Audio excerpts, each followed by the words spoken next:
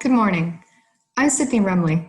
In recent years, the giants of the tech industry have been thriving, and their many successes have one common element, the Internet of Things. The Internet of Things is a network of devices that communicate with each other and often with companies. Since companies like Google and Amazon rely on the trade of data for their business, it's no wonder Cisco predicted that 50 billions of things will be connected to the Internet by 2020, likely to be 6.58 times more than the estimated world population.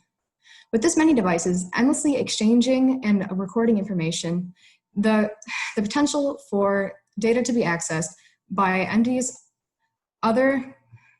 without the explicit consent of a device's consumer and seller comes into question. This security concern comes with the rise of smart homes, which are controlled with voice commands via smart speakers, which can easily transmit those and other audio recordings from within the home to anyone with access. Many Americans are uncomfortable with the idea of their smart speaker data being accessed by outsiders due to these in-home devices. However, practically, smart speakers connected to the Internet of Things do not increase the risk of data of families in the United States being taken by third parties compared to typical devices, because third parties rarely have interest in the family's smart speaker data. Security across the Internet of Things is nuanced, and smart speaker data is already available to those who want it the most. Since little data of value to third parties passes through family smart speakers, they're not likely to be targeted by hackers. According to the CSIS, most Internet of Things data, even when aggregated or correlated with other data, will create little risk on privacy or security. Hacking into a smart speaker does not typically consist of a hacker listening in on household conversations or mining stored data. Instead, voice commands that are transcribed and sent to be interpreted so the machine can react to them can be intercepted by hackers. Transcribed smart speaker data only indicates what a user asks their assistant, and this information is far less valuable to third parties than other information that might be stored on a device like a PC or a phone. For example, it's much more likely a scammer would target your banking information than try to take control of your smart speaker, according to testimony from a former hacker.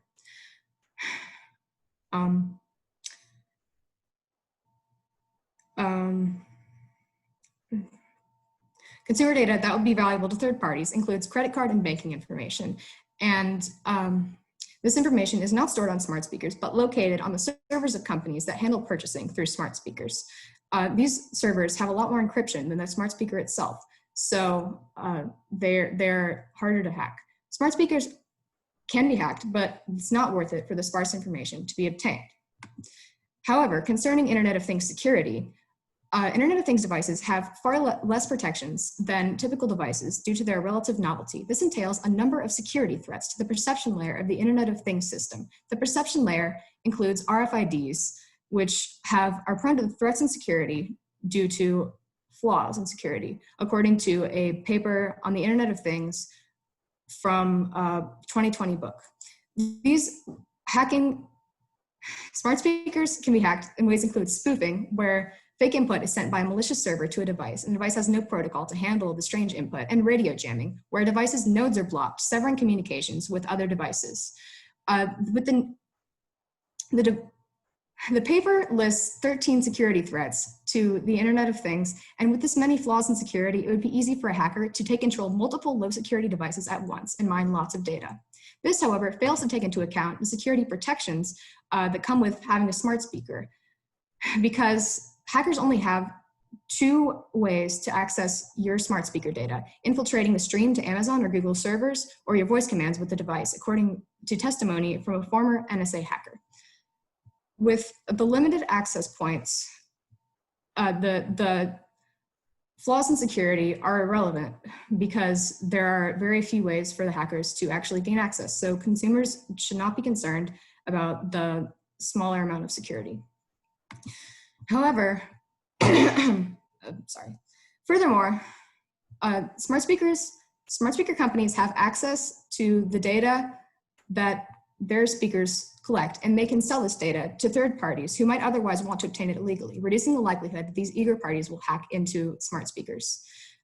Gerard Kelly, an expert in technology privacy law, found that Google Assistant, Alexa, Facebook Portal, and Cortana's policies disclose that they use personal information for third-party marketing, advertising, or ad profiling purposes.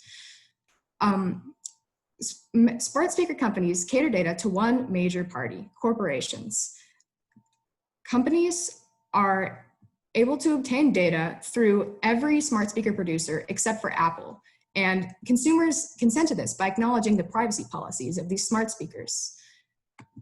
On top of this, Internet of Things devices create floods of new data on personal behavior. Americans traded away privacy for explosive growth in internet services, according to James Andrew Lewis from the CSIS. Lewis admits that even what privacy Americans may think they have is a facade.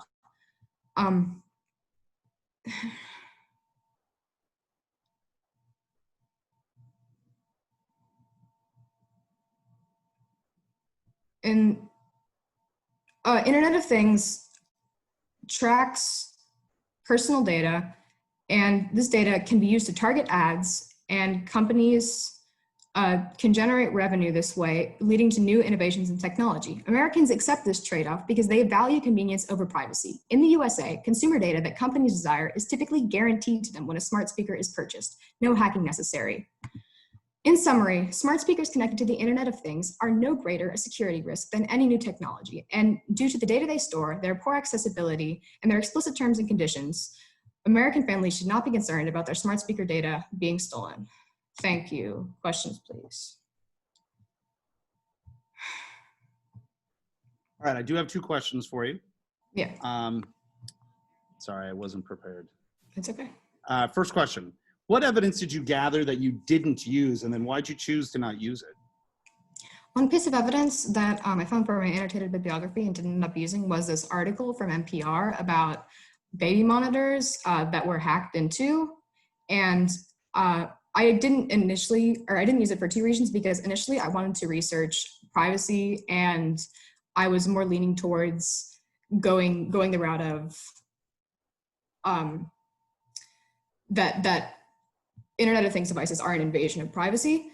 But when I ended up rejecting that article because I knew that I wanted to focus on audio recordings, and it was actually a video monitoring system that was hacked. And that really ended up, that was the final straw that made me change my view, because I couldn't find sufficient information to show that it was a security threat. Okay. If you had more time, what additional research would you conduct on this issue? I would really like to find more actual specific statistics, because I found a lot of information from people who had, already crunched the numbers and came to a conclusion and ended up using that. But if I had a little bit more time, I would have gone in depth and looked for primary sources on statistics about maybe the number of people who have smart homes, and how many times a device has actually been hacked, how many instances they've reported that.